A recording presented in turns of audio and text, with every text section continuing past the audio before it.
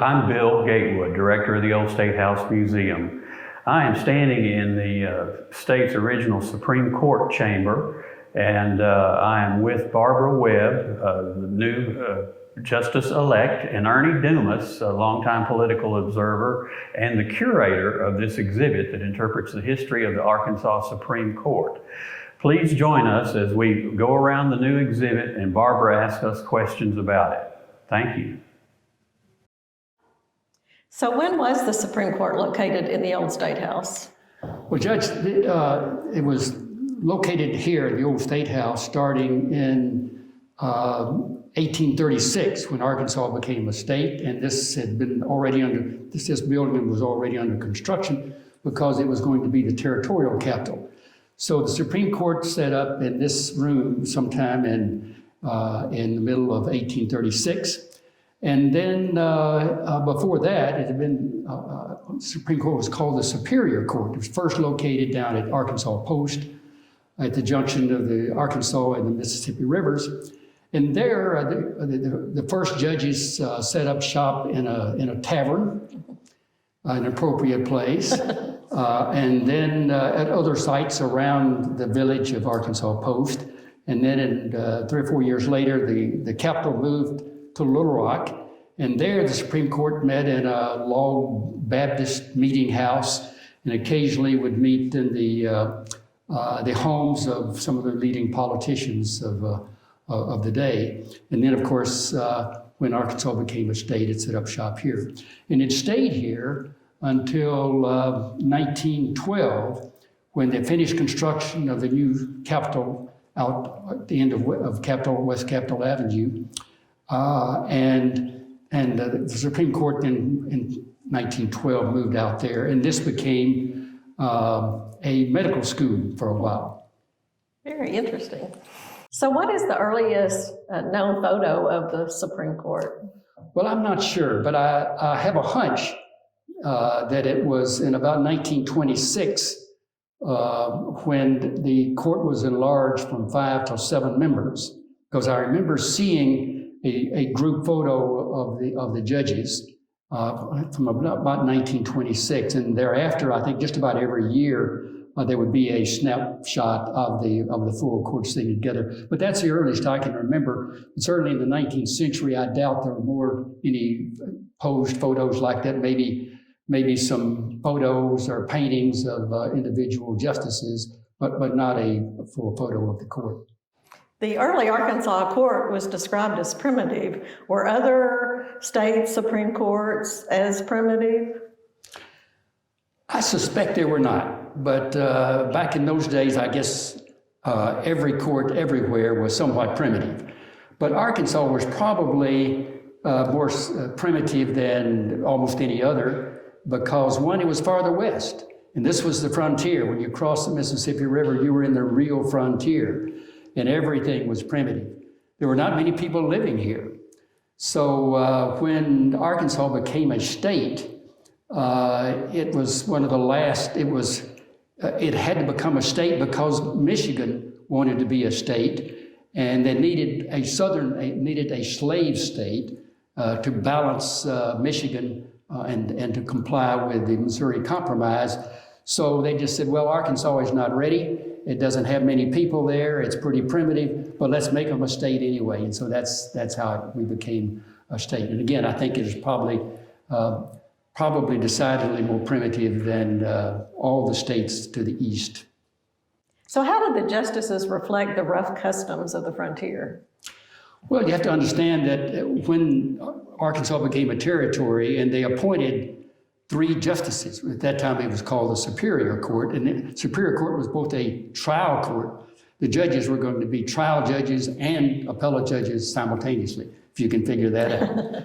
So, but they had trouble getting people to serve. They would appoint 3 people to come down and be the Arkansas Superior Court, and they'd get halfway down to Little Rock and hear about what a swamp it was, and the mosquitoes and the Indians, and the wild frontier, and disease and malaria, all kinds of things, and then turn around and go back. So for a while, Arkansas had only one of the 3 justices were here. But I think the best reflection of that kind of rough frontier aspect to the justice, was the first case before the Superior Court. And the first case was a man charged with rape. And so the judge convicted him and sentenced him. The sentence was to be castrated. Okay. But before the sentence could be carried out, I think the guy knew the governor, the territorial governor, and he thought the guy was a pretty swell sort, so he pardoned him. So the man went free. So after that, that judge, Andrew Scott, got into a squabble and had a duel with one of his other two justices, and they went across the Mississippi River at Helena into the state of Mississippi, had a duel, and Andrew Scott killed his colleague. Well, it all started with a game of whist, a card game.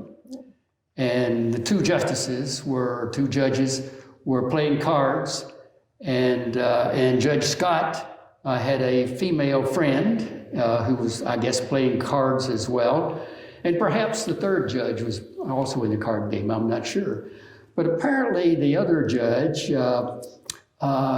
said something that insulted Judge Scott's lady friend. And he took umbrage and expected some consideration. So the other judge eventually apologized to the woman.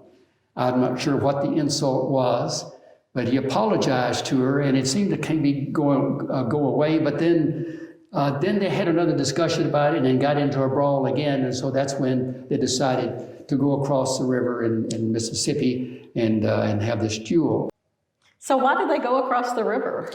Well, although Arkansas law was primitive, it did from the very first outlaw dueling. It was against the law. So a judge of all people, of course, would want to obey the law. So they went across the Mississippi River. It's quite some distance. They traveled over there, went over to the banks of the Mississippi on the other side, and had their duel. And of course, they were not guilty of violating any Arkansas laws. And by the way, the other judge, the third judge, was the second to the dead judge. So all three of them were complicit in this thing. Oh, goodness. That's taking your, I guess, a rough way to rule as a justice. Yes, you can't get justice more rough than that, I think. So where is the Supreme Court Library collection now, and can it be viewed? Well, right now, the Supreme Court Library is in the Supreme Court building, out at the new Supreme Court building, at the end of West Capitol Avenue, actually on West 7th Street, just east of the State Capitol building. That's where the library is, but all of the opinions of the Supreme Court going all the way back, I presume, to the Superior Court era, back in from 1819 to 1836, all of those opinions are bound and the sets in every Supreme Court, every court library in Arkansas. Most big law offices have all of those bound opinions, called the Arkansas Reports. As for all of the other records of the court, you know, the pleadings and the motions and the affidavits and all oral arguments, well, the briefs by the lawyers, all of those records, to the extent they were kept at all, and nobody knows where they all are or whether they exist in any place. But some of them, at least, are out at the Bowen School of Law. When Jack Holt was the Chief Justice, they were cluttering up the Justice Building where he was, so he had them hauled out to the Bowen Library and the Bowen School of Law, and they found a place for him over there. And I know that Bill Bowen, when he was dean of the law school, called Judge Holt and asked, what are y'all going to pay us to house all your pleadings and so forth? And Judge Holt didn't think he could go to the legislature and ask him for money to do that. They were both joking, of course. But I assume that's where perhaps quite a large amount of the documents are, but elsewhere, I don't know. And I don't know that anybody does. Justice Holt doesn't know where they are anyway, beyond those that he transferred out to the out to the Bowen School of Law. So what 15 years of war is eliminating the court backlog referring to?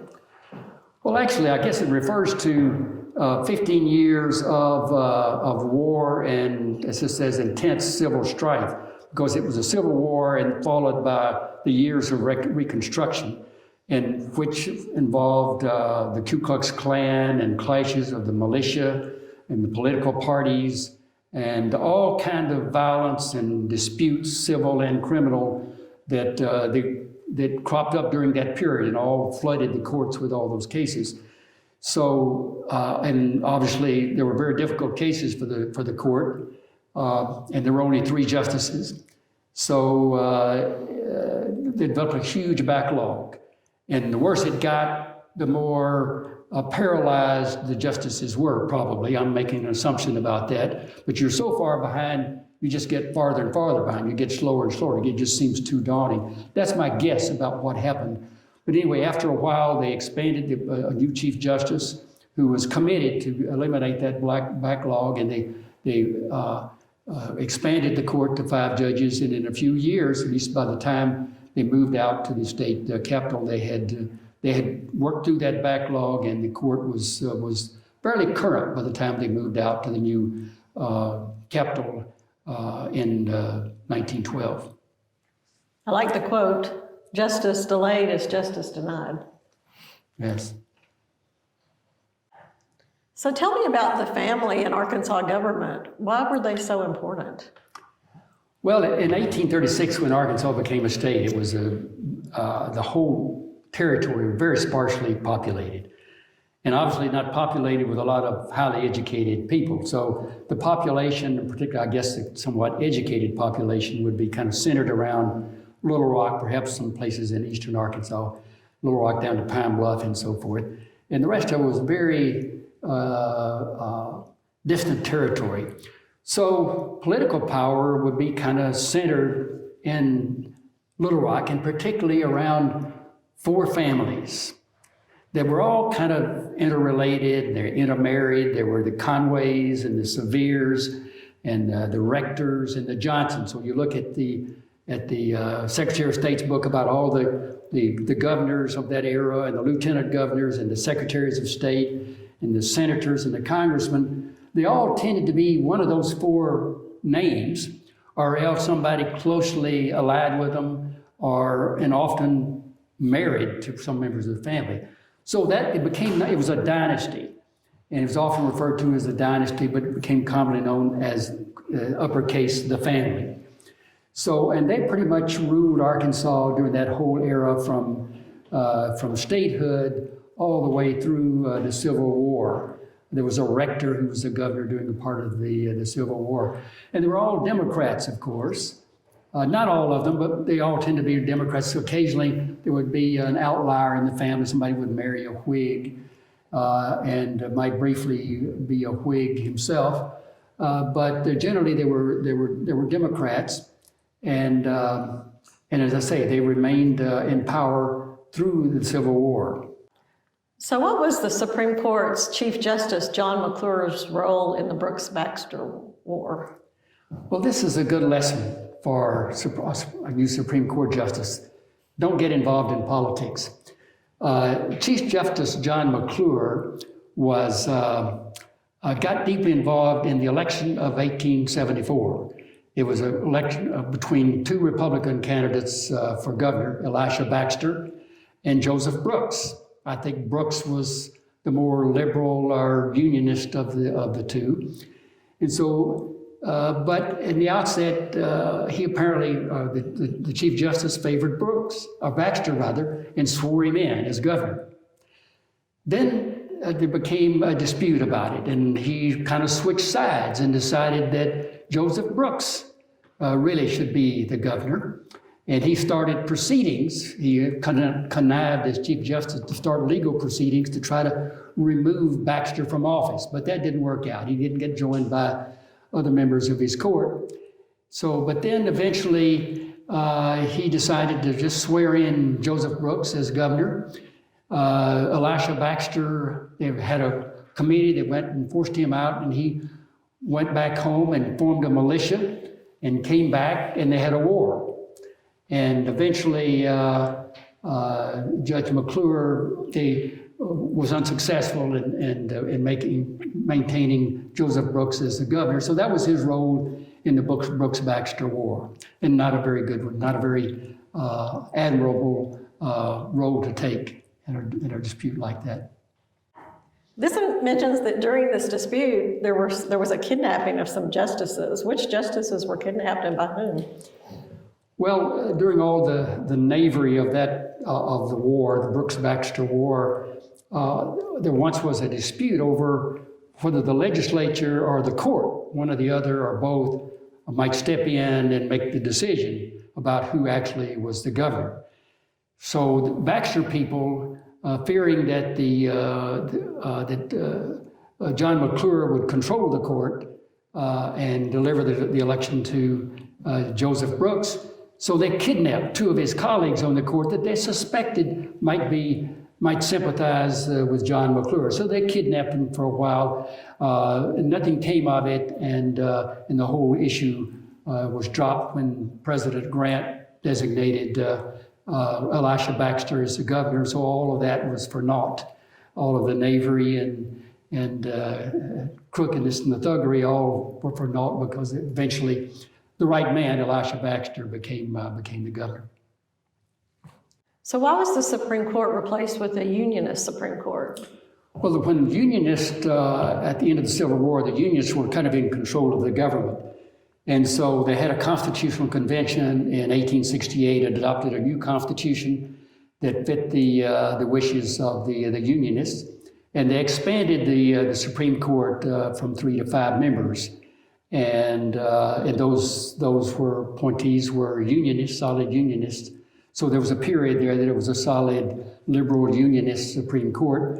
In 1874, when the Democrats regained control of the government, they adopted a new constitution in 1874 and sent back to 3 members of the court.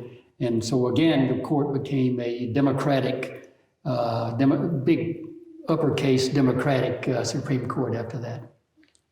So Elsie Jane Trimble Roy became the first female Supreme Court justice in 1975, and George Howard Jr. became the first African-American Supreme Court justice.